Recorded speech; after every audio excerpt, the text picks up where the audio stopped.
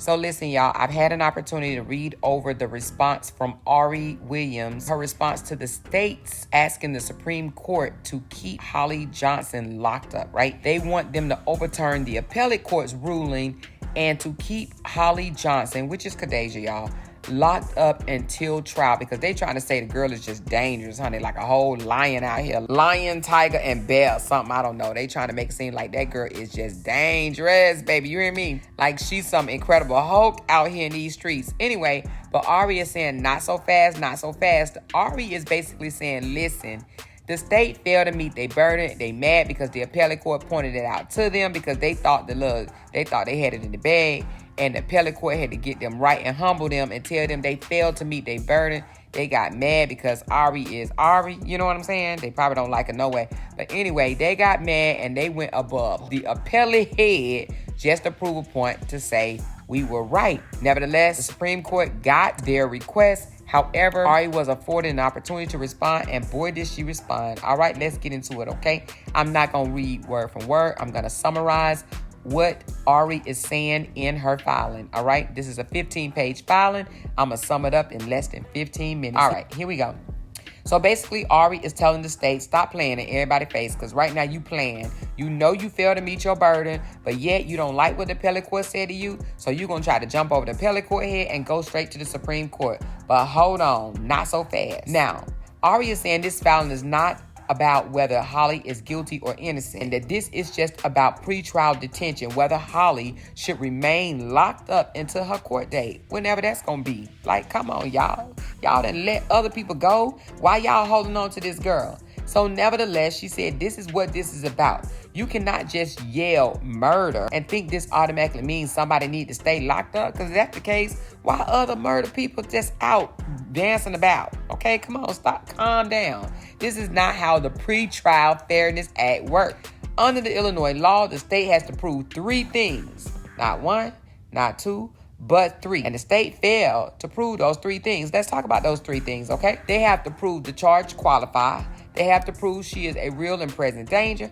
And then they have to prove that there is no condition whatsoever, no monitoring, no restriction, no firearm, no combination of anything could manage that alleged danger. Now, y'all know they ain't approved that. Ari is saying, baby, come on, state. You know you ain't proved that. I told you you ain't proved it. And the appellate court told you you ain't proved it. But you don't think fat meat greasy, okay? Because the charge alone is not enough to keep somebody locked up.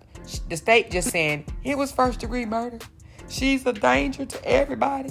She shouldn't be going nowhere. And Ari said that's not how it works, okay? If the charge alone is enough to keep somebody locked up, then what is the point of having the rest of the law? What is the point of requiring the state to prove dangerousness? What is the point of requiring them to prove that the conditions will not work? Why would they have to prove any of that if first-degree murder was just enough, okay? That would turn pretrial detention into punishment before the trial. And you already know that's not allowed, all right? That's one of the biggest points Ari is trying to make here. Now, let's get into the facts because this is where it gets really interesting. According to Ari, Holly Johnson had already gone to court trying to get protection from Romika from all them threats that she was doing, right? She saw a stalking no contact order back in December of 2024. She said there has been threats to herself and to her family members. And let's not skip over, Holly was pregnant at the time she was seeking this order. She kept showing up to court, and then finally in June 2025, both of the women appeared by Zoom about that order. In the June hearing, Romika needed more time to seek counsel, and the judge allowed her that and said come back in July. When they came back in July, Holly came, Romika didn't. The judge heard Holly, granted the order by default. Boom, it's active. So this was not some random situation where two women just bumped into each other and out of nowhere something happened. This was history here. There was court involvement here. There was a prior attempt to get legal protection here. Now, fast forward to September 8, 2025. According to this filing, Holly was loading her 6-month-old baby into the car at 20 West Cermak in Chicago South Loop. Her baby, y'all. Her 6-month-old baby, y'all. And Ari says Romika Blackman saw Holly and Carlos, who Carlos is the father of both of their children, standing near their parked cars. And then Romika allegedly bust a U-turn on the Cermak and violently approached Holly. A fight breaks out, and according to the filing, Romika continued to rush Holly when Holly shot her. Now again, this does not decide guilt or innocent. That is for trial. But Ari is saying that these facts matter when you are trying to decide whether Holly is some ongoing danger to the entire community. Because there's a difference between someone being accused of a violent act in a specific target, messy, personal situation, and someone being an ongoing, uncontrollable threat to everybody walking down the damn street. And Ari is saying the appellate court understood the difference. The state did not. Now here's another part I need y'all to pay attention to. Y'all, Holly stayed at the scene. She did not run. She did not disappear. She did not poof, be gone. She ain't hide up under the car. She stayed right there. Her lawfully owned weapon was recovered from her vehicle. She was detained for questioning. And then listen up to this part. She remained free without incident for 87 days. 87 days, y'all. The shooting happened on September the 8th. The arrest happened December the 3rd. That is almost 3 months later. 87 days. So Ari is basically saying, hold up. If the state is claiming that Holly is such an immediate, real, present, ongoing danger, then what happened during that almost 3 months that she was free? Did she flee? Nope. Did she go threatening the witnesses? Nope. Did she commit another violence act? Nope. Did she show she could not follow the law? Nope. Because if you're going to stand in front of the court and say this woman is so dangerous that nothing short of locking her up can keep the public safe, then you better bring more than just a charge, all right? And Ari is saying the state did not bring enough. Now, the state is also mad because the appellate court looked at self-defense facts. They are acting like the appellate court made them disapprove self-defense before the trial. But Ari said, nope, that is not what happened. Nobody is saying the state has to prove the whole trial right now.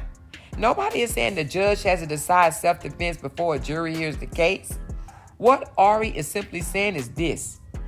If the facts suggest that this may have been defensive, if the facts suggest that this was connected to a specific conflict with a specific person, if the facts suggest that Holly was approached, had her baby with her, stayed at the scene, cooperated with the police, and had previously sought a protection order against Romika, then those facts matter when deciding whether she is a danger right now. This is not deciding guilt. This is assessing dangerousness. And this is exactly what the Pretrial Fairness Act tells the courts to do. Look at the whole picture, not just the headline, not just the charge, not just emotions, but the entire picture. And baby Ari is telling the Supreme Court that the state wants to skip the whole picture and go straight to, but this is a murder charge. And Ari is saying, okay, that's not enough. The state also tried to rely on other cases, but Ari broke those down too. They cited cases involving very different facts, y'all. Stolen cars, machine guns, armed accomplices, fleeing from the popo, danger to children, people already on pretrial release, and ongoing access to weapons. And Ari is saying, how are y'all comparing that to this? This case does not involve a stolen car. This case does not involve armed accomplices. This case does not involve fleeing from the popo. This case does not involve some random attack on strangers. This case does not involve a record showing she cannot be supervised. So Ari is basically telling them, don't bring me those apples and try to call them oranges. We ain't doing that over here. The facts are different. Now, the state also seemed to be arguing this idea that everyday conflict can happen again, so she could be dangerous again. And Ari said, that is speculation, sir. Speculation. Because if we're going to detain people based on what if, then almost every interpersonal violence case becomes automatic detention. What if another conflict happens? What if someone gets mad again? What if there's another argument? That cannot be the standard here. The law requires a real and present threat, not a maybe, not a guess, not a well, anything is possible, but a real and present threat. And Ari is saying the state did not prove that, okay? So what does Ari want? Well, let me tell you. Ari wants the Supreme Court to deny the state's petition. Get that shit on up out of here and go back to the appellate court, meaning do not take this appeal. Don't read it. Don't consider it. Don't process it. Just ball it up and throw it back in their face, okay? Let the appellate court decision stand. Send it back to the trial court so the court can consider conditions for Holly's release. That does not mean the case is over. That does not mean the charge has been dropped.